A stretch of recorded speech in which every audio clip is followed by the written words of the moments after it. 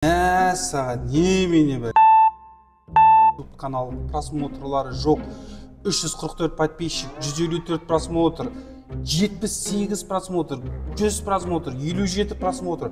YouTube каналды ашқаныма 3 айдың уақыты болды. Видеоларды салып жатырмын. Просмотр аз, 344 подписчик. Қалай дамыту керек, қалай өсу керек, мен оны өзім білмей жатырмын. Не істесек болады екен?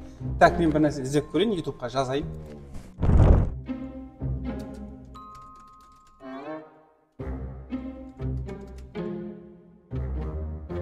Қазақша YouTube канал дамыту туралы мағлұматтар өте аз. Бір бар жоғы бір 5-6 видео бар. Ал орысшаға келсең, орыстарда өте көп, бірінен соңынан шығып жатыр ғой. Бізде Қазақстанда тек қана YouTube-тың курстарын сататын сияқты. Сен курсты аласың, сонда YouTube-ың дамиды деген сияқты ше. Бірақ мына жерде орыстардың видеосына кіретін болсаң, орыстар YouTube-ты дамытудың түрлі тәсілдерін, айлаларын айтқан. Енді аман жоқ, орыстардан көріп, орыстардан үйренетін боламыз. Ал біздің қазақ бауырларымыз YouTube курсы сатып жатқан кезде. Ассалаумағалейкум, құрметті көрермендер. Осы аз ғана уақыттың ішіндегі YouTube-тағы оқыған дүниелермен бүгінгі видеода сіздермен бөлісетін боламын. Сіздер YouTube-қа жай ғана сериал көруге кіретін болсаңыздар, онда бұл видеодан шығып кетіңіздер. Бұл видео сіздерге қызық емес. Ал егер YouTube каналын ашу, YouTube-ты бастау, YouTube-қа видео түсіру тақырыптағы дүниелер қызық болатын болса, онда осы видеоның соңына дейін көріңіздер, және ең бастысы менің видеома лайк басып, каналға тіркеліп қойыңыздар. Менің YouTube арнамдағы 344 подписчикті көріп, қандай YouTube эксперт болды, видеосының просмотрлары өте аз, қандай блогер болды деп ойлап отқан шығарсыздар. Мен YouTube эксперт емеспін, мен блогер емеспін, мен жай ғана өзімнің бір нишамды тауып, сол жайында видео түсіріп жүрген, жай ғана бір YouTube блогерім десем де болады. Енді мен сіздерге YouTube эксперттік ойымды айтпаймын, менің аз қандай уақыт ішіндегі бір жинаған тәжірибемді, ойымды бөліскім келеді. Менің каналым өте жас, 23 маусым күні осы жылы ашылған болатын, және мен алғашқы 10 видеомды салдым. 10 видеомның ешқайсысы да атқан жоқ, ешқандай просмотрда, бір ақпатта жинаған жоқ. Ал енді бір қызығы, менің бір түсінгенім, YouTube-тағы сіздің бір ғана видеоңыз сіздің YouTube-тағы жетістігіңізді айқындап тастайды. Ол жетістік қандай? Сіздің бір видеоңыз рекке шығатын болса, ол 500 мың, 100 мың просмотр жинайтын болса, сіз подписчикті де жинап аласыз, және 4000 сағатта да жинап аласыз. Ең бастысы монетизацияға қосыласыз. Сондықтан мистер Бист айтпақшы, 100 видео жасаңыз, 100 видеоның ішіндегі бір видеоңыз атады.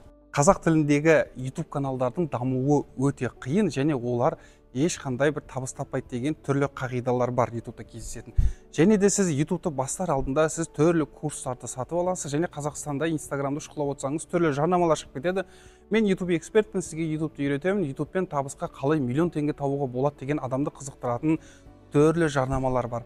Бәріміз соған қызығып, соған еліктеп, сол жарнамаға басып, біз курс алып оқитын боламыз. Ал нәтижесінде курстан ешқандай пайда шықпай қалатын кездер болады.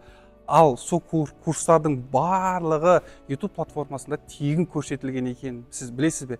Яғни сәл ізденсеңіз, YouTube-тағы дамыту жолдары туралы түрлі сабақтарды Ресейдің блогерлерінен аласыздар. Ал курсқа кеткен ақшаңыздың орнына сіз қандай бағдарламамен монтаж жасаймын, видеоларымды қалай өңдеймін, қалай әрлеймін деген ойды ойлаңыз. Себебі түрлі монтаж жасайтын программалар өте көп. Сол программалардың үйрену курстарын оқысаңыз болады. Ал түрлі YouTube эксперттердің айтатын курстарына жазылып қызығудың ешбір қажеті жоқ деп ойлаймын. Сондықтан YouTube-тағы алғашқы қадамдарыңызды жай ғана видео түсіруден, платформаны дамытудан, өзіңіздің профиліңізді жаңартудан бастаған дұрыс деп ойлаймын. YouTube-тан алғашқы 1000 подписчикті қалай жинаймыз деген сұраққа жауап беретін болсақ, алғашқы уақытта сіздің видеоларыңызды ағайын туысқандарыңыз, достарыңыз, таныстарыңыз көретін болады. Және сіздің видеоларыңыз оларға қызықсыз болады. Міндетті түрде. Өйткені сіз оларға менің каналыма тіркеліңіз, тіркелмесең ренжимін деп айтуға ешқандай бір пайдасы жоқ. Себебі сіздердің видеоларыңызды көруге туыстарыңыз міндетті емес. Сол себепті алғашқы уақытта алғашқы 200-300 подписчикті жинау, ол сіздердің туысқандарыңыздан, достарыңыздан тұрады. Бірақ та менің бір айта кететін дүнием бар. Сіздің бір ғана видеоңыз сізге 1000 подписчикті де жинап береді, және 4000 сағатта да орындап береді. Подписчик жинаудың тәсілдері. Жігіттер, ассалаумағалейкум. Мен YouTube канал аштым, алғашқы видеомды салдым.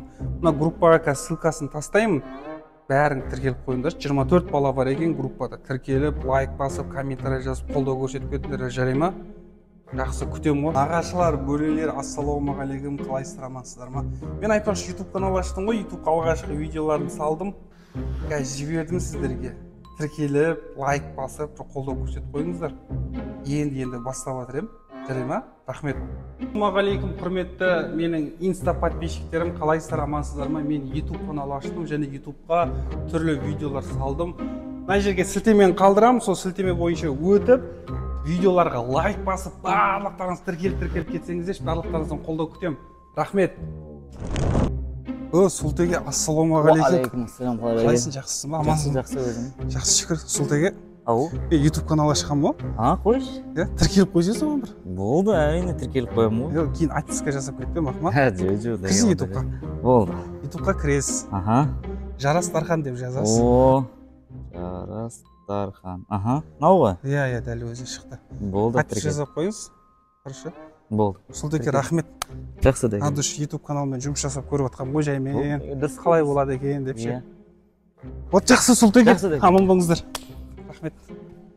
Алғашқы уақытта осындай әрекеттерді жасау арқылы YouTube каналыңызға азғантай бір подписчикті жинайтын боласыздар. Себебі сіздерге қолдау көрсететін адамдар керек болады. Барлығымызды қызықтырып отқан бір нәрсе бар деп ойлаймын. Ол монетизация. Монетизация деген ол ақша. Яғни сіз YouTube-тағы видеоларыңыздың қаралымдарына ақша табасыз, пайда табасыз. Сол жайлы айта кетейін, өзімнің іздеген бір дүниелерім бар. Енді сіз YouTube каналға 15 минуттық бір видеоны салдыңыз. Ол видеоның өте қызықты болды, адамдар көрді, яғни YouTube-тың регіне шықты. Сол видеоңыз арқылы 2000 подписчикті жинап алдыңыз, 2000 болсын, 1000 подписчик болсын жинап алдыңыз. Одан кейін ол видеоның сағаты 50 000 сағаттан асты десек те болады. Болды. Сіз бір видео арқылы монетизацияға өтіп кете аласыз. Себебі YouTube-тың талабы сіз 1000 подписчик жинайсыз және 4000 сағатты орындайсыз. Содан кейін сіз ресми түрде YouTube-тың партнері боласыз. Ал YouTube-тың партнері болу деген ол монетизацияға өтіп табыс табу. Яғни енді бір мына сұраққа жауап берейін, просмотрлар қанша теңге төлейді? Қазақстанда просмотрларға өте аз төлейді, себебі 1000 просмотрға алғашқы уақытта 0,7, 0,8 цент доллар төлейді. Алдағы уақытта YouTube каналыңыз өсіп жатса, дамып жатса, онда $1 дейін төлейтін болады 1000 просмотрға. Ең басты нәрсе, сіздің 15 минуттық видеоңызда 4 реклама көрсетілетін болса, ол рекламадан да сізге табыс түседі. Яғни сіздің табысыңыздың көп бөлігі видеоларыңыздағы көрсетілетін рекламадан. Біз YouTube-та видео көріп отқан кезде жаңағы пропустить деп рекламалар шыға береді. Басында шығады, ортасында шығады және аяқ жағында шығады. Сол рекламаларды сіздің көрермендеріңіз көріп бітіп, ары қарай сіздің видеоңызды жалғастыратын болса, сіздің видеоңыздың табысы едәуір арта түседі. Тағы бір салыстыратын дүние бар. Сіздің YouTube каналыңызда 2 видео бар деп есептейік. Бір видеоңыз 5 минуттан, бір видеоңыз 10 минуттан тұрады дейік. Ал енді 5 минуттық видеоңыз сіздің 10.000 просмотр жинады дейік, ал 15 минуттан тұратын видеоңыз 200 000 просмотр жинайды деп есептейік. Бірақ екеуінің сағаттары әртүрлі.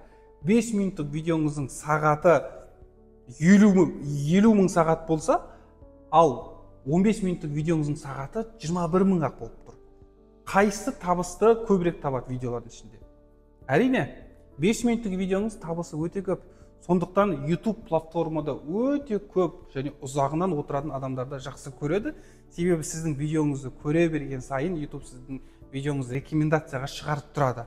Ал енді біреулер айтып жатады, сіз мықты обложка дайындайсыз YouTube каналыңызға және тақырыпты қоясыз, сол кезде видеоңыз атады деп айтады. Бірақ бір видеолар бар, обложкасы өте керемет, әдемі, бірақ видеоның ішіне кірсеңіз уже 2 минуттан кейін видео ішіңізді пыстырып тастайды. Тақырып, ойбай, не деген тақырып, сұмдық қой деп, ана тақырыпты оқып кіресіз, тоже сондай, кіресіз, ішінде дым қызық видео. Бұл жерде тағы бір ең қызықты нәрсе, орысша айтқанда удержание, адамның көңілін алғашқы 3 секундта ұстап қалу. Егер адам сіздің видеоңызға кіріп, алғашқы 3 секундта сіздің көңіліңізді баурап алған болса, ол адам сіздің видеоңызды до конца көруге тырысады. Сол себепті бұл жерде обложка, заголовок және удержание, осы үшеуі бір-біріне сай болу керек. Егер де осы үшеуі бір-біріне сай болса, сіздің просмотрларыңыз өте көп болады деген ойдамын. YouTube'дан нақты табыс табуға болады, егер сіз YouTube'пен айналысып жұмыс жасайтын болсаңыз. Мәселен, YouTube'да ең басты проблемалардың бірі ниша таңдау. Не түсірем? Яғни, сіз қандай да бір іспен қызығатын болсаңыз, қандай да бір істі жақсы көріп істейтін болсаңыз, соны видеоға түсіріп салсаңыз болады. Немесе бір адамдарды бір нәрсеге үйрете алсаңыз, домбыра тартуды, гитара тартуды, машина жөндеуді, бір магнитофон жөндеуді, бір әуен шығаруды білетін болсаңыз, сіз YouTube-ға видеоларды жүктеп, видеоларыңызды салып отырсаңыз болады.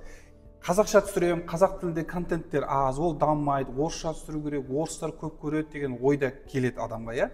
Бірақ сіз алғашқы уақытта просмотрларыңыз аз болғанымен, алдын ала жұмыс жасайтын болсаңыз, уақыт өте келе сіз өз аудиторияңызды қалыптастырасыз.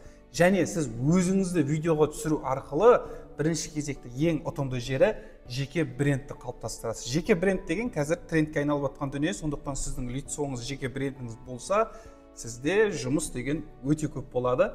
Енді ниша таңдау саласында мен айта кеткенім, қандай да бір істі қызығып істесеңіз, сол ісіңіз туралы видео түсіріңіз. Мәселен, менің нишам саяхат, шолулар, сұрақ жауап, интервью және қызықты ақпараттар туралы. Әрине, менің қазіргі таңда оқырмандарым аз, бірақ алдағы уақытта оқырмандарым көбейеді және өз аудиториямды табам деген ойдамын. 2023 жылы YouTube-ты бастаудың алғашқы қадамдары: Google аккаунт ашасыздар, YouTube каналдарыңызды ашасыздар, видеоларыңызды саласыздар, оларды өңдеп, жөндеп, жақсылап әдемі қылып саласыздар, ары қарай YouTube-пен жұмыс жасауды бастайсыздар. Маған қымбат техника керек, камера керек, микрофон керек, ноутбук керек деп бастарыңызды қатырудың қажеті жоқ. Миға ондай шектеуді алып тастаңыздар. Ең бастысы әрекет. Бүгіннен бастап кетіңіздер. Мәселен, мына видеоны мен iPhone 13-ға түсіріп отырмын. Pro да емес, қарапайым iPhone. YouTube-пен жұмыс жасаудың тағы бір плюстерін айтатын болсам, бірінші кезекте сіз дамисыз және түрлі бағдарламаларды игересіз. Бізде YouTube-қа видео салуға, монтаж жасауға көмектесетін ең керекті программаларды айтайын: CapCut және VN. Осы екі программаны жақсы меңгеріп алсаңыз, монтаж жасау өте оңай. Бұл бағдарламалар тегін, жүктеп аласыздар, видеоларыңызды салып, кесіп, қырқып алып, монтажды дайындай бересіздер. Адамдардың сөзіне ерудің қажеті жоқ. Видео нашар шықты, сапасы шықты. Ең басты нәрсе бұл жерде бастаңыз. Орысша бір сөз бар ғой: самое трудное это начало. Бас жағы қиын болғанымен, аяқ жағы, ортасы өте оңай болады деген ойдамын. Барлықтарыңызға сәттілік тілегім келеді. YouTube-дағы алғашқы қадамдарыңызды бастаңыздар, видео түсіріңіздер, еш нәрседен қорықпаңыздар, ұялмаңыздар, камерадан ұялмаңыздар, жеке брендтеріңізді қалыптастыруға тырысыңыздар. Енді мен бүгінгі видеода сіздерге барынша пайдалы болуға тырыстым. Егер менің осы видеом ұнаған болса, менің каналыма тіркеліп, лайк басып қойыңыздар. Және бір айтатын нәрсе: YouTube-тың алгоритмі бар, YouTube-тың несін алгоритмін түсініп алу керек, соны түсінсең дамисың деген нәрсеге сенбеңіздер. Ең бастысы, видеоңыз қызықты болса болды. Алгоритм өзі-ақ айналып келіп, сізге подписчикті де, просмотрды жинап береді. Барлықтарыңызға рахмет. Менің есімім Дархан. Каналыма тіркеліп, лайк басып қойыңыздар. Келесі көріскенше.